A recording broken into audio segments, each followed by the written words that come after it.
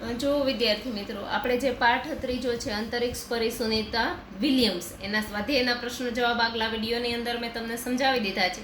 હવે આ વિડીયોની અંદર અહીંયા પાત્રો કા પરિચય દીજીએ ત્રીજો જે પ્રશ્ન છે, વિશ્વની જે મહાન નારીઓ છે એના અહીંયા કંઈક ચિત્ર બતાવેલા છે. પહેલું જે ચિત્ર છે એ ઇન્દિરા ગાંધી, બીજું છે સાનિયા મિર્ઝા, ત્રીજું કિરણ બેદી, ચોથું છે મલ્લિકા સારાભાઈ, પાંચમું કલ્પના ચાવલા અને 6 પીટી ઉષા.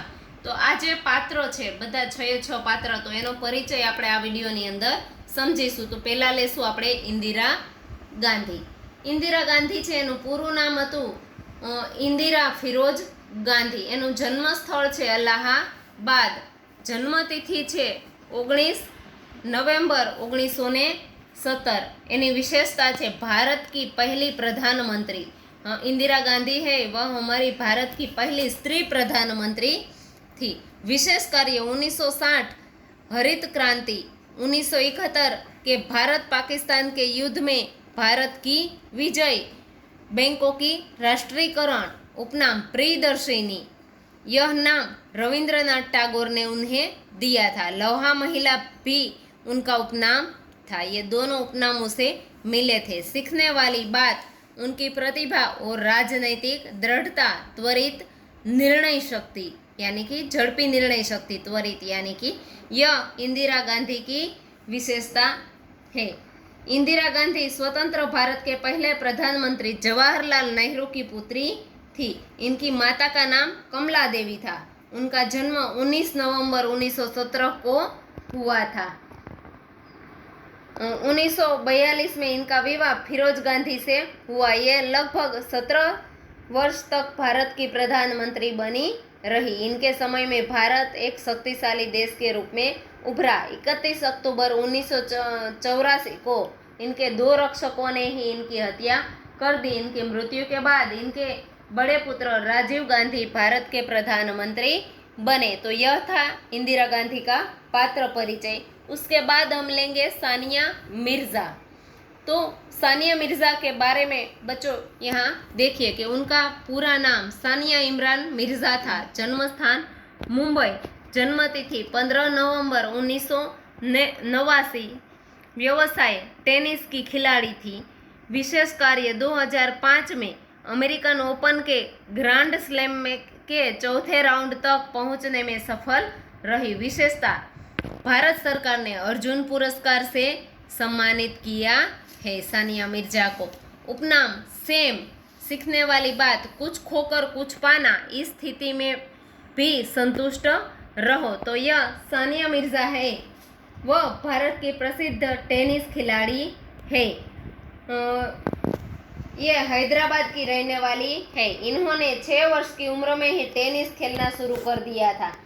कोच सीजी के भूपति ने इन्हें टेनिस का प्रशिक्षण दिया. सन 2005 में ये अमेरिकन ओपन के ग्रैंड स्लैम के चौथे राउंड तक पहुंचने में ये सफल हुई थी. तो यह है सानिया मिर्ज़ा का पात्र परिचय. इसके बाद हम लेंगे मल्लिका साराभाई. तो ये है मल्लिका साराभाई. इनका पात्र परिचय यहाँ मैं आपको दे रही हूँ.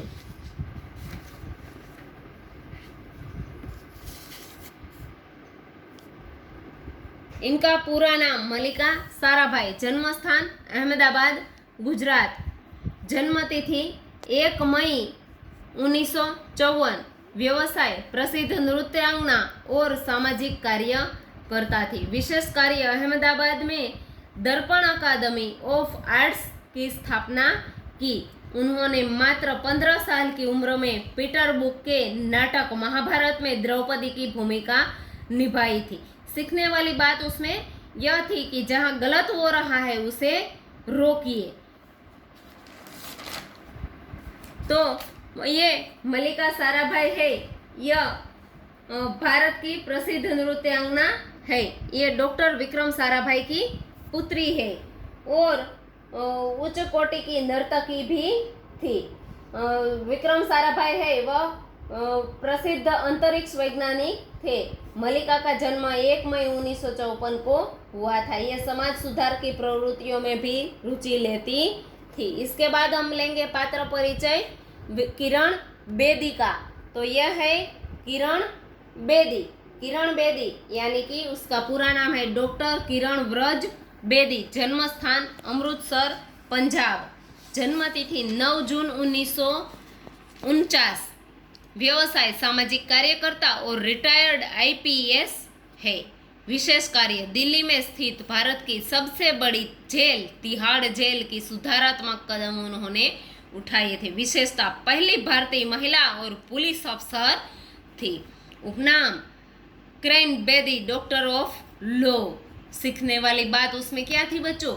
बाद में पछताने की बजाय समय रहते हमने अपने जीवन में आवश्यक कामों को पूरा कर लेना चाहिए। तो यह है किरण बेदी, जिसका मध्यम वर्ग अमृतसर के मध्यम वर्ग में प्रगतिशील परिवार में उसका जन्म हुआ था। बचपन से ही उन्हें टेनिस के प्रति बहुत लगाव था। टेनिस की राष्ट्रीय स्पर्धाओं में उन्होंने अच्छा नाम कमाया। सन 1972 में उन्होंने आईपीएस की परीक्षा पास की। उच्च कोटि की पुलिस अफसर बनने वाली ये पहली भारतीय महिला है जिन्होंने तिहाड़ जेल अधीक्षक के पद पर रहकर उन्होंने काफी सुधार किए। अपने साहस, कर्तव्य निष्ठा और कार्यकुशलता के लिए उन्हें कई पुरस्कार और मेडल भी मिले हैं। उसके बाद बच्चों हम लेंगे कल्पना चावला, जो कि इस पाठ में उसका भी उल्लेख कर दिया गया है। तो कल्पना चावला कौन थी बच्चों? तो कल्पना चावला है वह, उसका पूरा नाम कल्पना चावला। जन्म स्थान करनाल हरियाणा। जन्म तिथि 17 मार्च 1962। व्यवसाय शोध वैज्ञानिक। विशेष कार्य अंतरिक्ष में जाने वाली प्रथम भारतीय महिला थी। विशेषता क्या थी? तो फ्लोरेड डायनामिक्स में कार्य महत्वपूर्ण अनुसंधान किया। उपनाम भारत की बेटी कल्पना चावला। उसमें सीखने वाली बात बच्चों क्या थी? तो सपनों को सफलता में बदला जा सकता है और इसके लिए आवश्यकता है कि आपके पास दूरदृष्टि, साहस और लगातार प्रयास करने की लगन हो।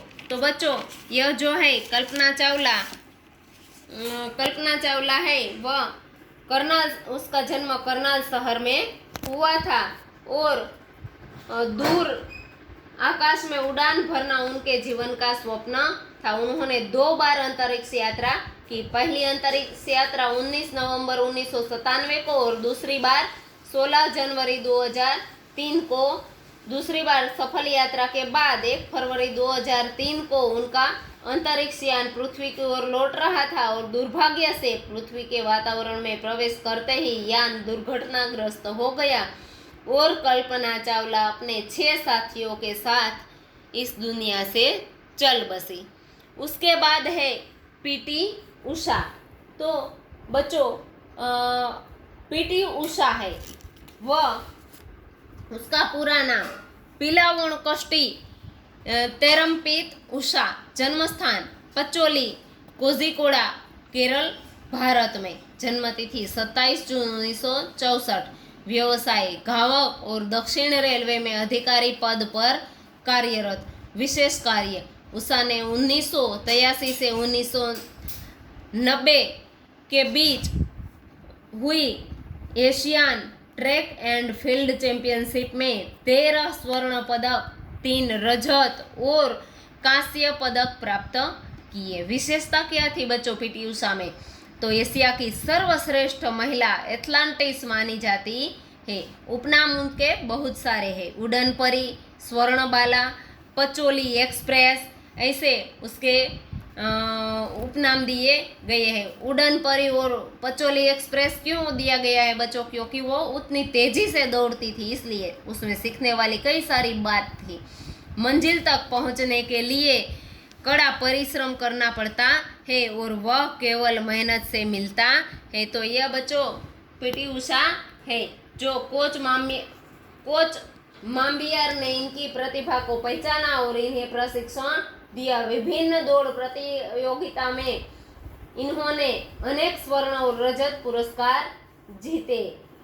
पीटी उषा है वह भारत की महान दौड़ने वाली धाविका है। सन 1986 में एशियन खेलों में इन्हें 4 स्वर्ण पदक जीतकर देश का गौरव बढ़ाया। तो बच्चों ये है विश्व की महान नारी सभी, जिनके बारे में यहाँ मैंने आपको पात्र परिचय दिया। और इसके बाद जो प्रश्न है, चित्र के आधार पर काव्य लिखिए। तो बच्चों यह चित्र है फूल का, तो इस फूल के चित्र के बारे में हमें काव्य लिखना है। तो जब सुबह सुबह फूल और कलियां खिलकर खुशबू फैलाते हैं, बगिया के फूलों को देखो कैसे खुश खुश रहते, या फिर कितना सुंदर प्यारा फूल देखो रहा हवा में झूल, मधुर मधुर इसकी मुस्कान, यह तो है बाग की शान। ऐसे भी कुछ आप लिख सकते हैं।